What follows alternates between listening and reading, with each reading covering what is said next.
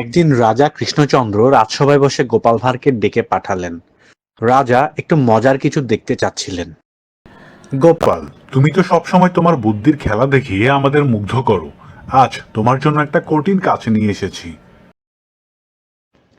তোমাকে এমন কিছু করতে হবে যাতে আমার সবচেয়ে হাসি খুশি মন্ত্রী কাঁদে আর সবচেয়ে দুঃখী মন্ত্রী প্রাণ খুলে হাসে। আহা, বেশ মজার তো। আমাকে একদিন সময় দিন মহারাজ, আমি কালই দেখিয়ে দিব আমার বুদ্ধির খেলা। ঠিক আছে, আগামীকাল রাজসভায় সবাই অপেক্ষা করবে। পরদিন গোপাল একটি ছোট বাক্স নিয়ে রাজসভায় এলো। রাজা ও মন্ত্রীরা কৌতূহল দৃষ্টিতে তাকিয়ে রইলেন। বলো গোপাল, তুমি কি করেছো? মহারাজ, আমি আমার কাজ সম্পন্ন করেছি। এবার সবাই দেখুন। সবচেয়ে হাসি খুশি মন্ত্রী গোপালের সামনে গেল। মন্ত্রী মশাই, এই বাক্সের ভেতরে এমন কিছু আছে যা দেখলে আপনি কাঁদবেন। হা হা হা, গোপাল, আমাকে কাঁদানো সে তো সম্ভব নয়। দেখাই দেখি কি আছে। মন্ত্রী বাক্স খুললেন এবং মুহূর্তে তার চোখে জল চলে এলো। বাক্সের ভেতরে ছিল তার প্রয়াত বাবার ছোটবেলার একটি ছবি, যা তিনি বহুদিন ধরে হারিয়ে ফেলেছিলেন। এই যে আমার বাবার ছবি, বহু বছর আগে হারিয়ে ফেলেছিলাম। কেমন করে এটা তুমি খুঁজে পেলে গোপাল?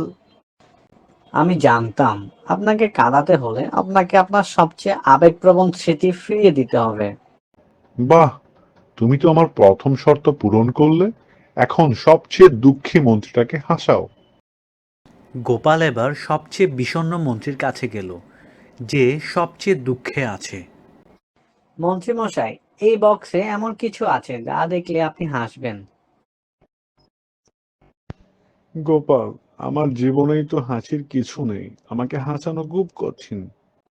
তাহলে বক্সটা খুলেই দেখুন।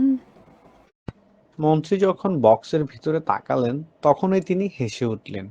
বক্সের ভেতরে ছিল একটা আয়না, যেখানে তার নিজের মুখ বিকৃতভাবে দেখা যাচ্ছিল। ওহে গোপাল, তুমি তো একদম অপূর্ব। আমার মুখ এত বিশ্রী লাগছে, না হেসে পারলাম না। অসাধারণ গোপাল, তুমি সত্যিই অতুলনীয়।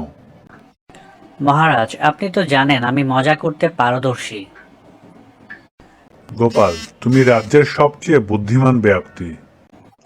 ধন্যবাদ মন্ত্রী মশাই, তবে আমার মস্তিষ্কের উপর একটু করো রেহাই দিন। সব সময় কঠিন পরীক্ষা দিলে তো আমি একদিন সত্যি কাঁদতে বসবো। গোপাল, আজ থেকে তোমাকে রাজসভার বুদ্ধির রত্ন উপাধি দেওয়া হলো। গোপাল মাথা নিচু করে হাসি মুখে নমস্কার করলো আর রাজসভা আনন্দে গর্জে উঠল।